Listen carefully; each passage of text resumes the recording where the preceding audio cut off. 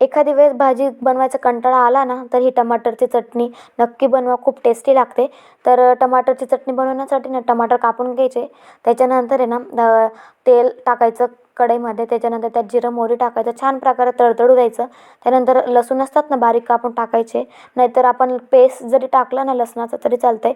ते छान प्रकारे लाल झालं ना, त्यात मिरची टाकायची आपल्या तिखटप्रमाणे लागत असेल. त्यानंतर टमाटर बारीक कापून टाकून द्यायचे, बारीक या जाड जसे लागतील तसे. त्याला तेलात टाकलं आणि छान प्रकारे मिक्स करायचं. त्याच्यानंतर मीठ व हळद टाकून ना मिक्स करायचं व त्याला शिजू द्यायचं आहे ना, 2-3 मिनटं शिजू द्यायचं. व ते सॉफ्ट वगैरे झाले ना, त्याच्यानंतर आहे ना त्याला ना पाणी सुटतं टमाटरला. त्यानंतर 2-3 मिनटं त्याला परत परतवायचं. त्यानंतर गॅस बंद करायचा, कारण ही चटणी ना लवकर बनवून होते व खूप टेस्टी लागते. जेव्हा ही बनवायला काही नसेल ना, तर ही नक्की ट्राय करा, तुम्हाला खूप जास्त आवडेल. व मला कमेंटमध्ये नक्की सांगा तुम्हाला कशी वाटली. आमच्या खानदेशात तर खूप जास्त फेमस ही रेसिपी.